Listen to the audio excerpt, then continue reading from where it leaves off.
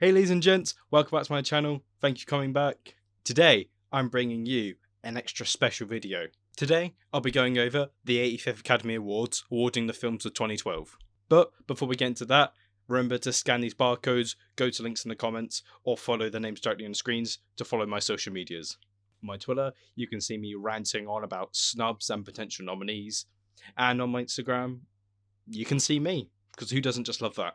The 85th Academy Awards has a reputation of being a complete shit show in terms of nominees. So many snubs, which we'll get into.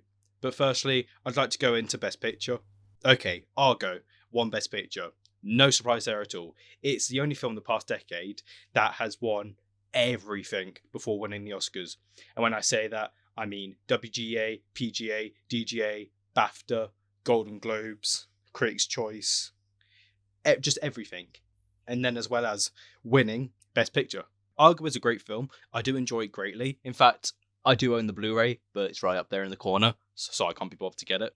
But looking at this list of nominees, I would say it's only like in the middle of my ranking. Films that I personally like more, I'm going to prefer to see win more, are Amour, Django Unchained, Silver Linings Playbook, and my favourite of these nominees, Zero Dark 30. I can see why they'd go with Argo for the win. It's the most safe film. It's definitely an Oscar bait film. You know, that ending where they're escaping the country and there's that music and the police come out and they chase after them. I get why it won. And it is a great film. Great ensemble cast, great writing, and great directing. I think you'll know what I'm getting on about, but we'll get onto that soon. Looking at these other nominees, Amour was a huge surprise to get a nomination. It didn't get nominated in Best Picture anywhere else. The fact that it didn't get nominated anywhere else, and the fact it's a foreign language film that got into Best Picture, huge surprise. Even the BAFTAs, who loved Amour, didn't touch it in terms of Best Film. If it hadn't got a PGA nomination, it probably would have been a surprise nominee, but Beast of the Southern World is a very, very good film. It's not one of my favourites of these nominees. It's nice to see a film like Beast of the Southern World get recognised at the Oscars, because you'd think it'd be more of a purely critics films. So the fact that even the PGAs went on and nominated it is quite a big success. Django Unchained, which is one of Tarantino's best in my opinion. I own the steelbook of it. It's a very good, very fun, fast-paced film, and the fact that it's 2 hours and 45 minutes long, you really don't feel it. It's Quentin Tarantino at its finest. I'm not even the biggest fan of Quentin Tarantino. I'd actually go as far as say I think he's a bit overrated. Please don't kill me. I can't say the same for Django Unchained. I love Django Unchained. It's just a fun, violent, fast-paced film with some amazing dialogue. Les Miserables, which is just a complete Oscar bait musical, got nominated everywhere in terms of Golden Globes, Critics' Choice, PGA, and BAFTA, including a comedy musical win at the Golden Globes. This film was just doomed to get nominated for Best Picture. Tom Hooper riding off the King's Speech as the director. Then the acting ensemble cast, every character in this film is larger than life character. Anne Hathaway's character singing, crying, slobbery crying. It's a drama musical. It's a period film. This film was just going to get into Best Picture. And then we had the 1917 of this year, Life of Pi, the technical feat of 2012. Personally, don't really like Life of Pi, find it a bit boring. I think if you watch it purely for the technicals, you'll get more out of it, but it's not a great story from my opinion. It doesn't change the fact Life of Pi is a very well made film on a technical level. Out of its world visual effects for 2012, even if it came out today, people would be saying the same thing, but Life of Pi was a massive feat for visual effects. Another complete Oscar bait film, Lincoln, that got in everywhere. Daniel Day-Lewis teaming up with Steven Spielberg, period, drama. How could you say no? Steven Spielberg films aren't always a slam dunk for Best Picture, but at the same time, when you look at the places that it got in, and the type of film it is, if at the time you weren't predicting Lincoln for Best Picture, you're a bit of a numpty, because that was just going to get in. One of my favourite comedy films, Silver Linings Playbook, made the lineup. The only place it missed was BAFTA, which isn't too surprising. The BAFTAs do have a reputation of snubbing films that are very American. They did nominate Once Upon a Time in Hollywood, but that being said, Hollywood was a throwback film, and the BAFTAs loved that, so it's not as much of a surprise. Silver Linings Playbook is a great film. We'll get onto Best Actress soon, because it's actually the one place where I take issue with the film, and it's the one place it won. But still, Silver Linings Playbook is just a nice, sweet, heartwarming film that you should watch with the family. It just fills you with joy, makes you feel good about life. Then my personal favourite of these nominees, Zero Dark 30. One of my favourite films. I adore Zero Dark 30. I think its directing's amazing. Jessica Chastain should have won Best Actress. Amazing sound, a tense plot, a fascinating plot. Zero Dark 30 is an amazing film. I think it goes so underrated. I don't think enough people talk about it today. I know The Hurt Locker is what won Catherine Bigelow her directing Oscar and Best Picture. But in my rather unpopular opinion, I think Zero Dark 30 is way better than The Hurt Locker. I love The Hurt Locker, but come on, Zero Dark 30 is just a fantastic film. In terms of Best Picture, the only surprise that didn't make it in was Moonrise Kingdom, which got Golden Globes, Critics' Choice, and PGA. Only missed the BAFTA, but the BAFTA isn't a very strong sign for Best Picture compared to PGA and Critics' Choice. So this is quite a big surprise, and I think it's fair to say that either Amour or Beast of the Summer World stole its nomination, but at the same time, I don't really like Wes Anderson films, nor am I a big fan of his film. So this snub doesn't personally offend me. I know people love Moonrise Kingdom, and I can imagine a lot of people were disappointed when it didn't get in. But the Oscars are known for snubbing Wes Anderson, so is this as surprising as it should be? No.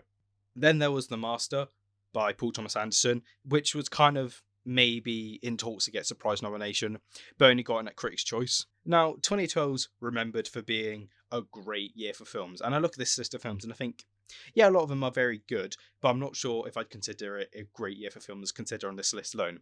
But then I remember 2012 was an amazing year for blockbuster films, not just how many we got, but how good they were. The Avengers, Looper, The Dark Knight Rises, and my personal favourite of that year, a film from my favourite franchise, which got PGA nomination, breaks my heart it couldn't get into Best Picture, Skyfall.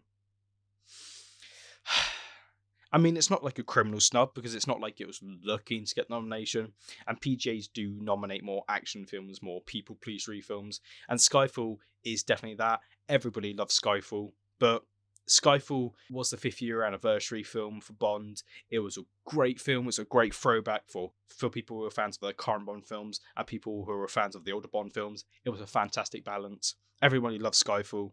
And looking at this list, I think Skyfall's aged a lot better. Like, people still talk about Skyfall, and it's aged a lot better than most of these films. So I would say Skyfall deserves this nomination, albeit extremely biased opinion, I'll admit. Here we go. I know you'll click on this video for this. Best Director, Ang Lee, who was nominated everywhere else, but didn't win anywhere. And for those of you who don't know, we'll come at it to a few of you, but if you don't know, fair enough. You're maybe going, well, who did win? Because I can't see any highlighted on here. That's because Ben Affleck, who won everywhere, including GGA, was fucking snubbed for Best Director. What is that? I'm not the biggest fan of Argo, but I'll be the first to say it at least deserves a nomination. At least deserves a nomination. And looking at this list, I'd say it deserves the win. And just in general, Best Director was a complete shit show in terms of nominations, not just Ben Affleck. Because you're looking down at this list, and no one except Ang Lee got nominated everywhere. Seems to have missed the BAFTA. And then David O. Russell only got Critics' Choice. Michael Haneke only got BAFTA. And Ben Zeitlin got nothing. And looking down at this list, and then there's Ben Affleck, who got everywhere. Catherine Bigelow, Zero Dark 30, who got nominated everywhere. Disgusting. How could you? How could you nominate Ben Zeitlin over Catherine Bigelow? You had the opportunity to nominate a female director, but forgetting that she's female, it's an amazingly directed film. One of the best directed of those films. Disgusting. Shame on you, Oscars. And then you're thinking, well, who's the third? Because all these other people got nominated when they only got nominated at one or no places. There was Tom Hooper, who got DGA and Critics' Choice, and Quentin Tarantino, who got Golden Globes and BAFTAs. What the fuck happened? Like, what happened? I don't understand how this happened. The only way I can justify it myself is that they got in a load of new voters, and maybe because the Best Director category in the past 10 years is the one category in the Oscars where they seem to nominate the more highbrow stuff. So it could be that, because maybe not so much Silver Linings Playbook, but Amour and Beast of nominations are much more highbrow than Argo, Zero Dark 30, Les Miserables, and Django Unchained. The only other way I can justify outside of that is that, like, maybe people did want to see these people get nominated, but they were like, I also want to see David O. Russell get in, or Ben Zeitlin get in, or Michael Haneke get in. So they went, well, I know these people are voting for Ben Affleck for Argo, so I'm going to leave his vote out and vote for these people. And then so many people did that to when Ben Affleck didn't get in. But this snub is, not just to me, but to everybody, shocking. I do not understand how that happened. It's not even like he got nominated everywhere and got the snub. He won everywhere and got the snub. Like, what is that? I can only imagine Ben Affleck was heartbroken at this, but he went on to win Best Picture, so they redeemed it in a way. And bearing in mind the Oscars go off the preferential ballot, and the PGA is the only place to do that, a lot of people do believe that his snub really helped him win Best Picture when there could have been otherwise been an upset. Because the Oscars are known to give upsets in Best Picture. Moonlight, Parasite, not to say they're not deserved, but still, surprising wins. Okay. Time to take a breather. In a category that was much more predictable. Daniel Day-Lewis, nominated everywhere, won at the Oscars. Obvious. It's Daniel Day-Lewis. He only ever does a film every 5 years. He transformed himself into Abraham Lincoln. He kind of gave a voice to Abraham Lincoln, which wasn't really known before. And it's nice to see that he won here. Don't get me wrong, Hugh Jackman, Bradley Cooper, Denzel Washington, and Joaquin Phoenix are all fantastic in their films, but it's hard to argue that Daniel Day-Lewis didn't deserve the win. Hugh Jackman was one nominated everywhere else, including a win at Golden Globes for Comedy Musical. They love their musicals. Bradley Cooper got nominated everywhere. Denzel Washington missed BAFTA, but that's not too surprising. And Joaquin Phoenix missed SAG, but got everywhere else.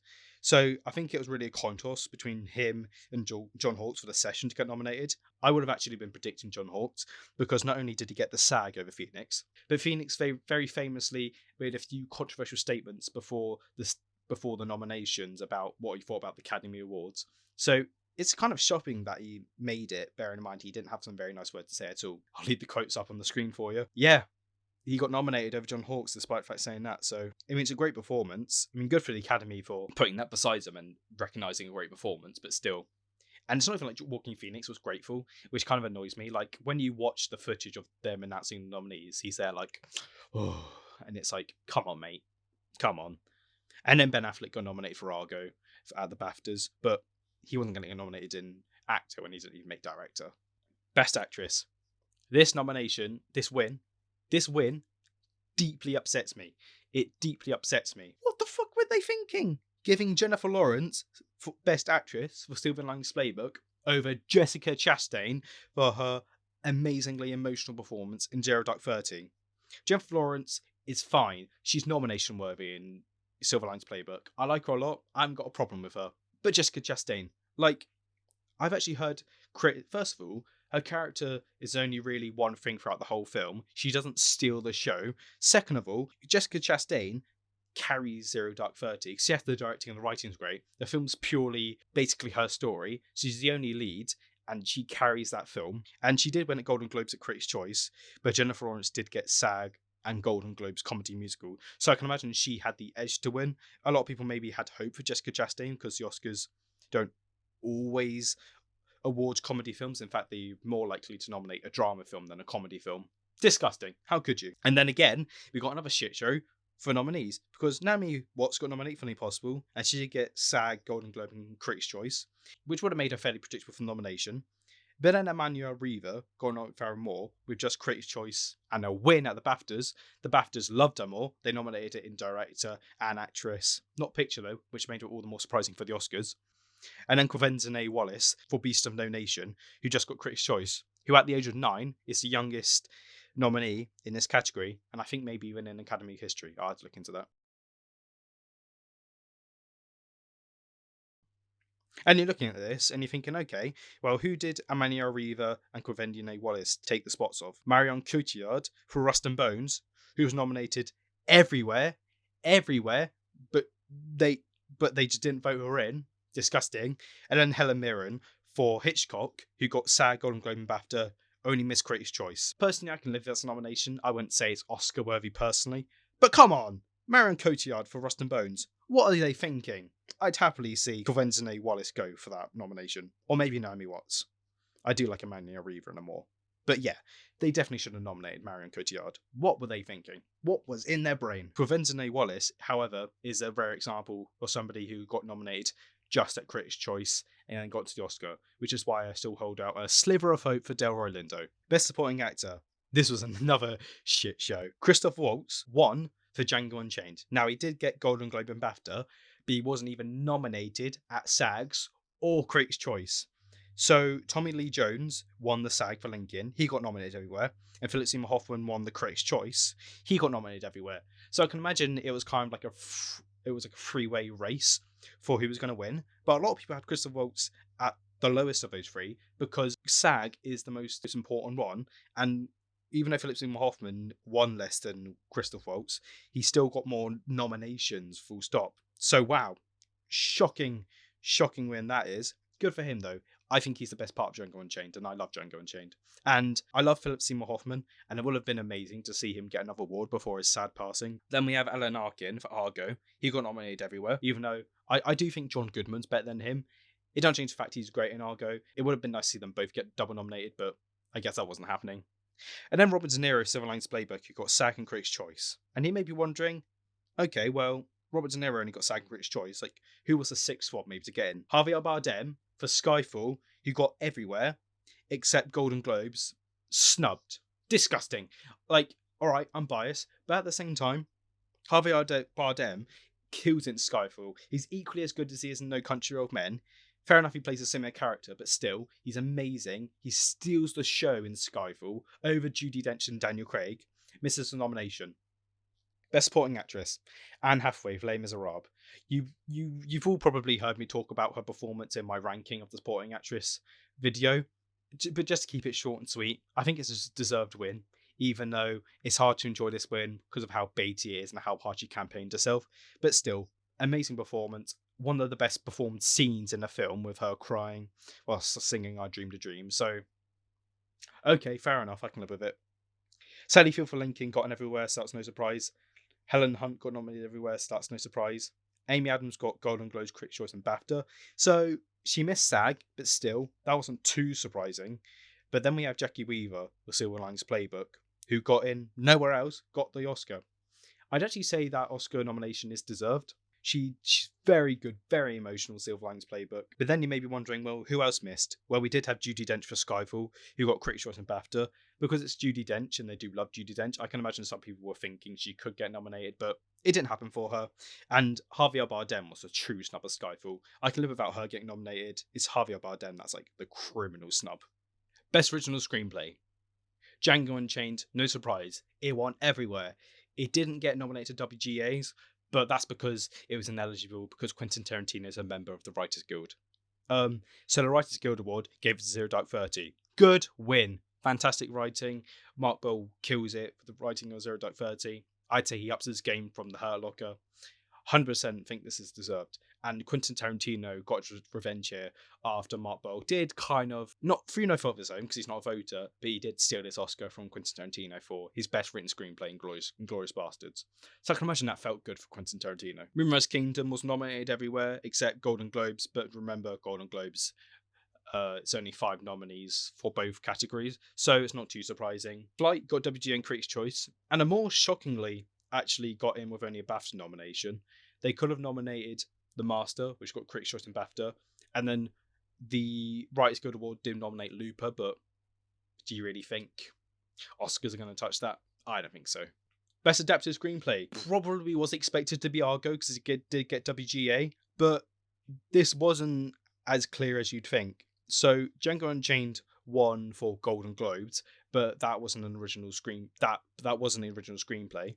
So you were left to predict using the BAFTAs and Critics' Choice and WGAs. WGAs gave it to Argo, but Silver Linings Playbook won the BAFTA and Lincoln won Critics' Choice. So I can imagine people were like so unsure what to predict. I probably would have given Argo the edge because it was the front runner for picture. It missed director, so it like needed this win. It needed it, and it's good that it did, because if it didn't win Writers Guild Award and then win the Oscar, it probably wouldn't have won Best Picture. The other nominee didn't win anywhere, but got nominated everywhere except Golden Globes, was Life of Pi. Fair enough. I can live with that nomination. And then Beasts of the Southern Wild very surprisingly got in with just a BAFTA nomination. And you may be thinking, well, what's this last WGA nomination thing getting? What's the Perks of Being a Wallflower? I'm not the biggest fan of Perks of Being a Wallflower. I'm not into that feel-good teen bullshit. And I can't see the Oscars touching this. So I can imagine that 5th spot was really up in the air. Maybe people were just predicting Perks of Being a Wallflower because they got WGA and Critics' Choice. But at the same time, do you really think Oscars are touching that? No, I wouldn't have thought it would. Best animated feature. Oh my god, this is criminal fizz. Brave, which won Golden Globes and BAFTA, wins the fucking Oscar. Disgusting. Wreck-It Ralph got Annie, PGA, and Critics' Choice. The strongest places to win before the Oscar. Oh, this happened. Brave shit is one of the worst Pixar films. Wreck-It Ralph, on the other hand, it's great. It's got a sequel. People remember Wreck-It Ralph. People love Wreck-It Ralph. It's one of my favourite Disney films. How could you? How could you? It is truly upsetting, this. But anyway, carrying on, Wreck-It Ralph did also, rather criminally, just realised now, missed a nomination at BAFTA. I'm ashamed of my fellow Brits. I truly am. Anyway, Frankenweenie was an expected nomination. It's Tim Burton, and it got nominated everywhere, so you go for Frankenweenie. Paranorma got nominated everywhere, except Golden Globes, but still, that must have been expected. And then we had Pirates Band of Misfits that only got BAFTA. So now you may be wondering, well, what did that steal? Rise of the Guardians, we got Annie, PGA, Golden Globes, and Critics' Choice, missed. Now, having seen both of those films, I would actually say I prefer Pirates, but Rise of the Guardian is a very good film, and I'd say it's the better made film, so I'm not too bothered about which one did and didn't miss, but it would have been nice to see Rise of the Guardian get the nomination. And then Hotel Transylvania, which got Annie and Golden Globe, so people had their eye out for it, but it probably wasn't expected for the nomination. Best Foreign Language Film, Amour was just going to win. It was obvious as it was, because it was Michael Haneke. It was one of the most well-acclaimed films of that year. But then it got nominated for Best Picture. It won everywhere else. This was just a doomed film to win, and good for it. A Royal Affair from Denmark, the one with Alicia Vikander in, is a great film and deserves a nomination. Now, I'm looking at these 3 other films. I've never even heard of Kontoki, never heard of No, never heard of War Witch. So you may be thinking, well, what other films were eligible? The Untouchables, the incredible French film, everybody loves it. It inspired the remake with Kevin Hart and Bryan Cranston in. Wasn't submitted, so it wasn't eligible. Okay, ladies and gents, it's Benji here. So I got it wrong. It was submitted, but they fucking snubbed it. Disgusting. Absolutely disgusting. Yeah, anyway, apologies for the misinformation on your screen and what I just said. I would skip this part, but I'm just going to let you enjoy watching me rant about how the Oscars need to sort out their eligibility rules. Those themselves need to sort out and come up with a better way of this. They need to take responsibility and watch these films and vote themselves, because you shouldn't be purely up to the film. So if it's a great film, honour it. Don't make these countries submit it. If it's a great foreign film, improve your representation by nominating these great films, and don't nominate these half-assed shit films I haven't even heard of. No, and War Wish didn't even get nominated anywhere else. Kon-Tiki only got bloody Golden Globes. Who gives a shit about Golden Globes and foreign language film? They're all about their American glamoury shit. Surprised they even had that category. Sorry. Anyway, moving on to Best Documentary Feature.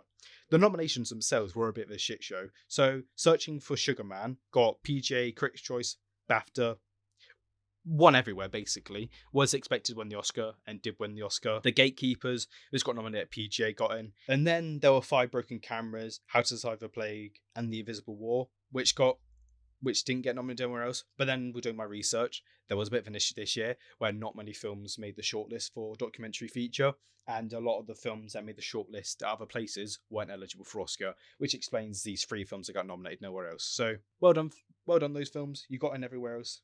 The Invisible War was actually directed by one of my favourite documentary filmmakers called Kirby Dick. Fantastic. Really great documentary. Highly recommend you watch it. And also, my personal favourite documentary, this film is not yet rated. It's an amazing critique of the American Classification Board. Watch it. It's on YouTube. Well worth your time. Amazing film. Amazing film. So fascinating, but makes you mad. Best score. Now, looking at the odds, Life of Pi was expected by quite a big advantage. But then you look at where it won at other places. It only won Golden Globes before. Lincoln got Critics' Choice, and Skyfall got the BAFTA. And Skyfall did make it in for the nomination at the Oscar. Great nomination, great score. And it is Thomas Newman, and it is clear them just sucking up to the Brits. But still, I can imagine that people did think that there could be room for an upset. All of these nominees, to be fair, were expected. Maybe not Skyfall, because only got BAFTA, but Argo got everywhere. Anna Karenina only missed Critics' Choice. Moonrise Kingdom got Critics' Choice, but Grand Budapest Hotel did win score. later on, but before the Oscars did just kind of snub Wes Anderson basically everywhere. The Master got Critics' Choice, and Cloud Atlas, wacky choice. The Golden Globes do a score. They have a very good taste in music, but yeah, still, Oscars going to touch that weird shit. But yeah, Life of Pi, it was the technical film of the year, so I can imagine did have the edge for the win, but still, very up in the air category. Best Original Song, Skyfall, from Skyfall, was just going to win. Like, that song is iconic and it's the best Bond song by far. Everybody knows Skyfall. It's still played today on the radio. That was just going to win. Suddenly from Les Miserables could have maybe made an upset because it is a musical and they do like to give their songs to musical films. But didn't work in this case, and Skyfall won. And good for Skyfall. An amazing original song. I love that song. And then Everybody Needs a Friend from Ted. Wow. Seth MacFarlane is an Oscar nominee, which is very nice to say. Not only that though, he was actually there. He was not only was he the host for this year, but he was also there for the announcements. So I can imagine, and you can literally see him so happy, like a massive grin turns up on his face when his name's read, because Emma Stone read that nominee. Chasing Ice from Before My Time from Chasing Ice. Don't even know what that is. And then Pies Are the Bye from Life of Pi. Fair enough. Oh, here we go. Best sound editing. Wow. For the 5th time in the Academy's history, there was a tie. And Life of Pi was like the overwhelming frontrunner. Everyone was like, this is the technical film of the year. It's just going to win. So, the first award went to Skyfall. And I can imagine when that was read out, everyone was like, okay, well, the second one's going to be Life of Pi for sure. But then, despite the fact they snubbed it in director, they decided all of a sudden, oh, we're just going to love 0.30 now. Even though it didn't get nominated at Motion Pictures Sound Editors branch, it's still got nominated and won the Oscar. I can't say it's not deserved. That final scene where they're in Bin Laden's mansion and they're going through like the sound of the military equipment, the sound of the guns, the mixing in the relatively otherwise silent scene.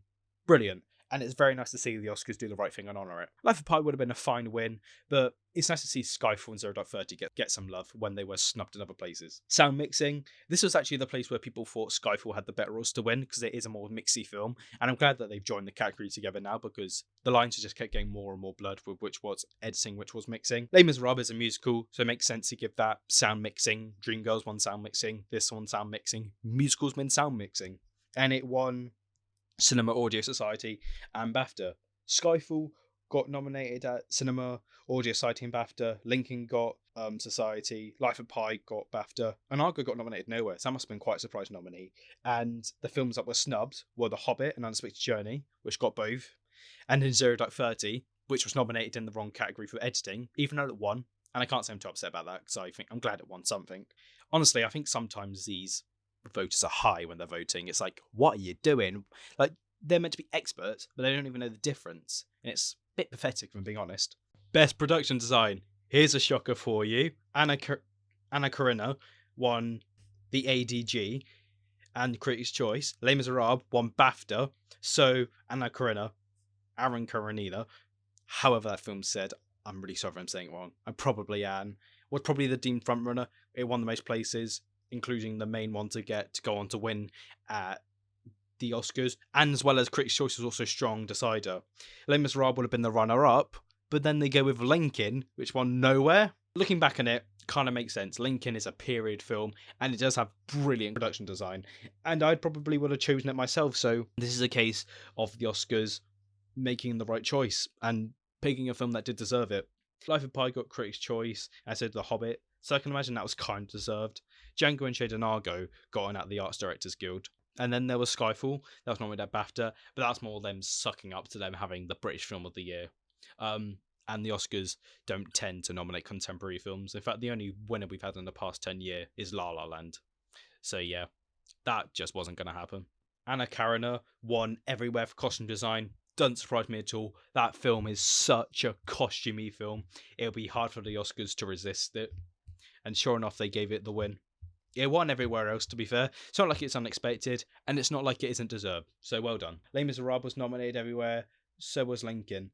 Snow White and the Huntsman was got Costume Designers Guild and BAFTA, and Mirror Mirror got Costume Designers Guild. So Mirror Mirror was probably a bit of a surprise because it's not the type of film the Oscars would go for in any category. I can imagine many thought the runner-up was The Hobbit: An Unexpected Journey because it did get Critics' Choice and Costume Designers Guild. Moonrise Kingdom was nominated a Costume Designers Guild as well, but bear in mind they snubbed it in no lower places, and it's not a period film. There's no way they were going to give it a nomination here. It would have been a shocker of a nomination. Mirror Mirror probably got it because, you know, it's pretty dresses and they love that. Best cinematography, I think the reason why people were predicting Ang Lee for The Edge for Best Director over Steven Spielberg after Ben Affleck was snubbed was because it was going to win cinematography, and cinematography and director usually win together. Fair enough, last year there was a massive surprise where Parasite wasn't even nominated cinematography. But this is rare where this happens. Life of Pi, a well-deserved film. Bear in mind they had to film around visual effects, which is very hard to do. The film looks beautiful. The way the film looks when it's nighttime in the film is the mix of the ocean with the moonlight. Amazing. How could you resist? And I would have given it my pick. However, it didn't look like it was destined to win the Oscar because Skyfall shocked the world and won at the ASCs. Massive surprise. And this could have been Roger Deakins' first Oscar. And how awesome would it have been for him to win for a Bond film? Skyfall does look amazing, especially the scenes in Shanghai. The way Deakins uses the color orange and teal in particular he's like a master at using that color in film. Blade Runner, No Country for Old Men, Skyfall. It would have been a nice win. It would have been a nice surprise win. But I've got to say, Life of Pi probably does deserve the win. I've got to be honest with myself. As much as I'd like to be like, Bond, Bond, Bond, Bond, give everything to James Bond, I've got to be realistic and say Life of Pi does deserve the edge. The other two nominees, next in line, Lincoln and Anna Karenina, weren't too surprising. They got nominated everywhere except from Anna, which missed Critics' Choice, but it did get ASCs and BAFTA. But then there was Django Unchained, which got nominated nowhere, didn't get many Oscar nominations at all, didn't get nominated in director, still got cinematography. Wow. And you may be thinking, what spot did Django Unchained take?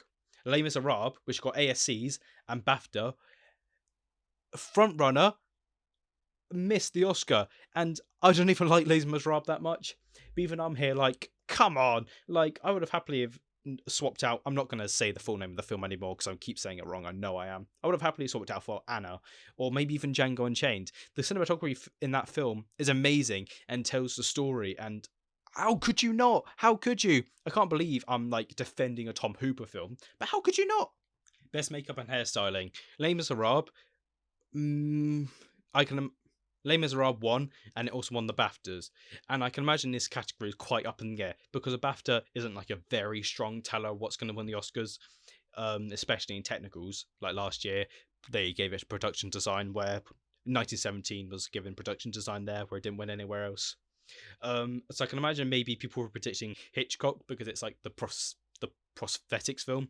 Darkest Hour, Bombshell, they all won. You may be wondering one Critics' Choice. That actually went shockingly to Cloud Atlas, which didn't get nominated at the Oscars. And Cloud Atlas was a crazy, wacky film. And it's not everyone's cup of tea, and it's a hard film to love. But you can't deny the makeup is brilliant. I think it's very, very sad that the Oscars didn't nominate it, but it's a wacky, weird film. The Oscars weren't going to touch it. No way. Especially back in 2012 at the peak of their snooty old white men. Wasn't going to happen. Best film editing went to Argo, which also won the Eddie and the BAFTA. Now, I personally believe this belief that if a film wins screenplay and editing, it's a nice bundle to get a picture, which is why a lot of people had hope for Parasite. Start with Argo, because Argo missed directing, which is why people got scared that it could lose the win for Best Picture. But it got editing and it got writing, which was enough for it to win Best Picture. Can't disagree. Argo's a very well paced film.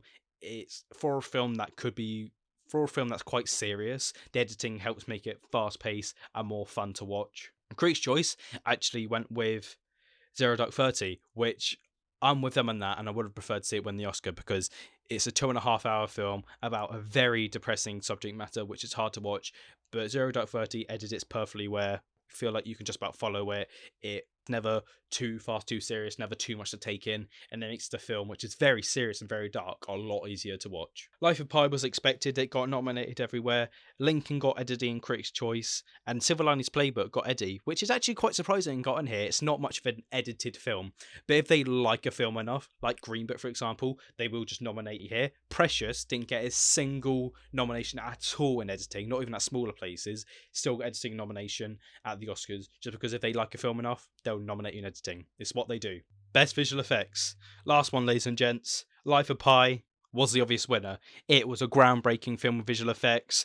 The film was actually quite controversial when Spike Lee won Best Director, not only because Ben Affleck wasn't even nominated, but because famously Ang Lee went up and took up, had a great smile on his face, expected to accept his Oscar, when actually the team behind the visual effects were like the directors of that film in a way, because they brought it to life and they were forced to work tirelessly, sometimes working unpaid hours to get this film done.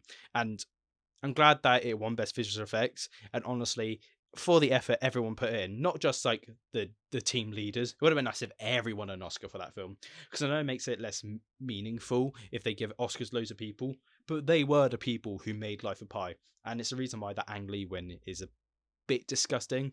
It it's deserved on one hand, but on the other hand, the visual effects is half of that film. Other nominees, The Hobbit and The Avengers, gotten everywhere. If Life of Pi didn't come out, The Avengers could very well have won this year, and the MCU wouldn't be Oscarless in terms of visual effects, which is kind of crazy because it's won in score, production design, costume design, never visual effects. Wow. Prometheus got visual effects and BAFTA, and then Snow White and Huntsman didn't get anywhere else. And you may be wondering what was next in line. Well, Battleship did get nominated for Visual Effects Society, but that was a very well acclaimed film at all. I don't really think, and not only that though, but it's quite a hard film to tell their visual effects, and either the Oscars love that, like 1917, Ex Machina, First Man, you give it the win, or they don't even recognise it at all, so don't even nominate it. Like the David Fincher film that still haven't been nominated for Best Visual Effects, even though the visual effects in David Fincher films are like seamlessly great. But anyway, ladies and gents, with that caps off my first ever Oscar retrospective of the 85th Academy Awards. Thank you so much for watching. I know the Oscar experts have made many of these. I want to do a year they haven't done before, so this could be completely original, no other opinions put in the way, just me purely giving you the facts and giving you my opinions on it. I'm looking forward to doing more of these in the future. I'm not going to do tons of them. I want to do this video now because it's a nice filler in the middle of February until we get to the Golden Globes, because not much is happening until then. But anyway, ladies and gents, remember to like, subscribe and comment, and if you're feeling extra generous, just to ding that little bell. But until next time, ladies and gents, so long for now.